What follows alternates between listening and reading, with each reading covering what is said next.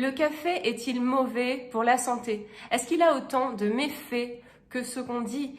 Quels sont ses bienfaits? Quels sont ses méfaits? C'est ce que nous allons voir dans cette vidéo.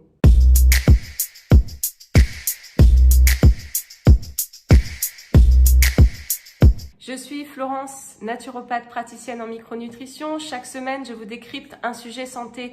N'oubliez pas de vous abonner pour recevoir les prochains sujets, également de rejoindre mes réseaux sociaux et ma lettre où je partage d'autres informations santé. Bienvenue. Le café est la deuxième marchandise échangée dans le monde après le pétrole. C'est la boisson la plus vendue après l'eau et on compte 2 milliards de tasses bues chaque jour dans le monde. Le café arabica est consommé depuis la préhistoire en Éthiopie. Des fouilles archéologiques ont permis de connaître cette origine et on a compris que le café, au fil des siècles, s'était répandu un peu partout dans le monde. Aujourd'hui, il est une boisson mondialement consommée, les gens l'adorent. Et pour cause, le café, on le sait tous, est un stimulant psychique. Il stimule les facultés du cerveau comme la concentration, la vigilance. Il nous aide à être plus éveillés mentalement. Et ça, c'est dû à la présence de la caféine, une substance qu'on retrouve d'ailleurs dans le thé, dans le chocolat également. Le café nous éveille le matin. C'est aussi pour ça qu'il est tant consommé. Il est cortisol-like, c'est-à-dire qu'il booste la synthèse de cortisol par les glandes surrénales. Le cortisol, c'est cette hormone de l'éveil qui nous permet d'être plus éveillés, plus vigilants, plus en possession de ses moyens et donc d'avoir un regain d'énergie aussi physique. Ça, c'est ce qui était le plus connu. Mais maintenant, je vais vous dire autre chose. Le café est bourré d'antioxydants. Et oui! Aujourd'hui, de plus en plus d'études montrent le pouvoir antioxydant du café et les liens entre consommation de café et diminution du risque de nombreuses maladies. Je vais vous dire lesquelles. La consommation de café est associée à une diminution du risque de maladies coronariennes, de maladies cardiovasculaires et d'AVC, contrairement à ce qu'on pourrait penser.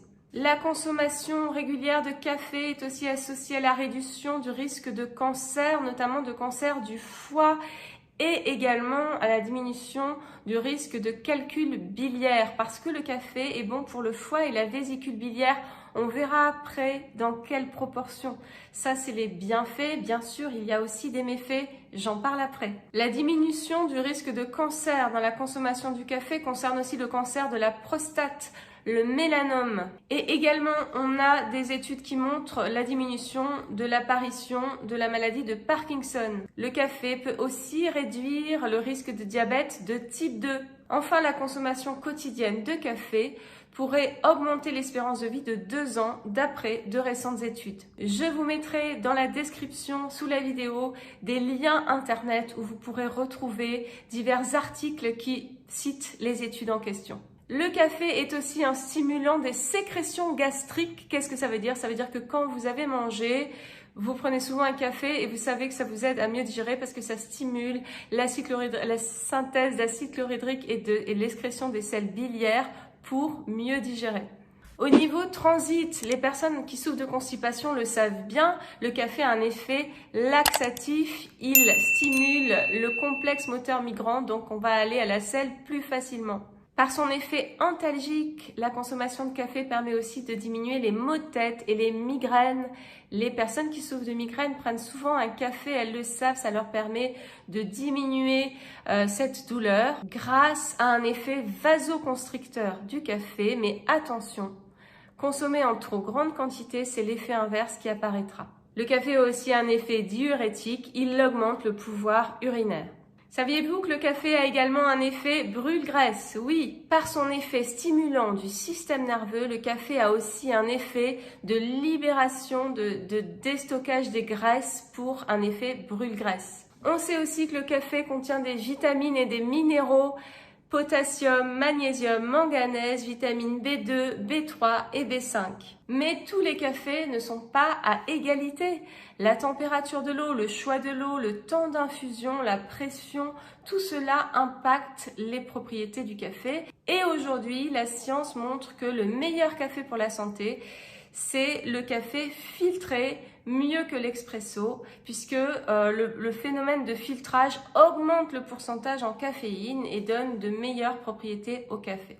Maintenant, on va voir que le café a tous ses bienfaits potentiels, mais il ne faut pas en abuser. L'Agence européenne de sécurité des aliments recommande maximum 400 mg de caféine par jour, ce qui équivaut à 3 à 4 tasses de café. Donc, la notion de tasse de café, c'est pas égal à un expresso, c'est plutôt, on parle de café filtré. Maintenant, je pense qu'en expresso, vu qu'il y a moins de bienfaits, ça reviendra à peu près pareil, 3 à 4 maximum expresso par jour. On va voir les méfaits du café quand on en abuse, car ce qui nuit, c'est bien l'excès de café. Consommé en excès, le café va pouvoir augmenter l'agitation, l'anxiété, du coup les troubles du sommeil.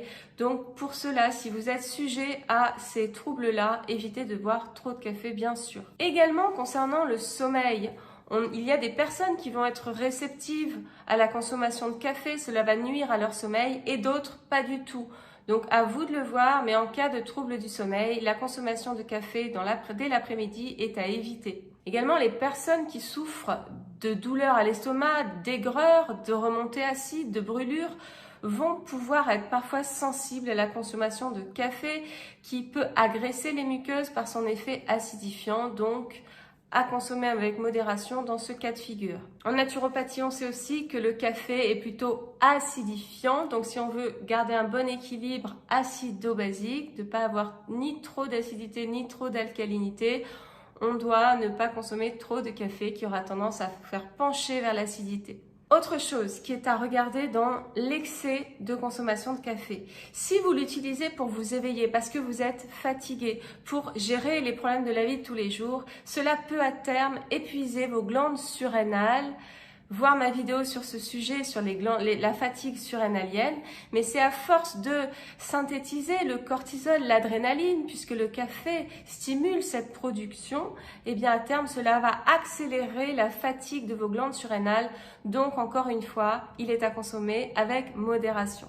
En tant que stimulant nerveux, le café, pour les personnes sensibles, va pouvoir occasionner des palpitations, une accélération du rythme cardiaque. Ça, vous le savez en général, et dans ce cas, vous freinez la consommation. C'est un risque quand on en consomme trop ou quand on est sensible, ou encore quand on peut avoir un foie saturé qui n'arrive plus à détoxifier le café, et donc votre corps n'arrive plus à le métaboliser. Attention également si vous prenez des médicaments, le café peut potentialiser, c'est-à-dire augmenter l'effet du médicament, donc c'est à prendre en compte et il faut faire attention. À cause de ces tanins, le café va pouvoir jaunir les dents si on en consomme trop. Et également, il faut savoir que le café par ces tanins peut nuire à l'assimilation de certains minéraux, comme par exemple le fer. Attention, si vous êtes enceinte, pas de consommation de café ou vraiment très peu, parce que non seulement le fœtus va être extrêmement sensible à la caféine, mais en plus son foie mettra une bonne semaine à éliminer la caféine. En conclusion, tout est question d'équilibre. Tout a son bon et son mauvais dans la nature, donc ne pas du tout en consommer, c'est pas utile. Ce qu'il faut surtout, c'est de ne pas en consommer trop. J'espère que cette vidéo vous a plu. J'attends vos commentaires. N'oubliez pas de mettre un pouce vers le haut si cette vidéo vous a plu. Je vous attends la semaine prochaine pour un prochain sujet et sur Facebook et Instagram. Prenez soin de vous.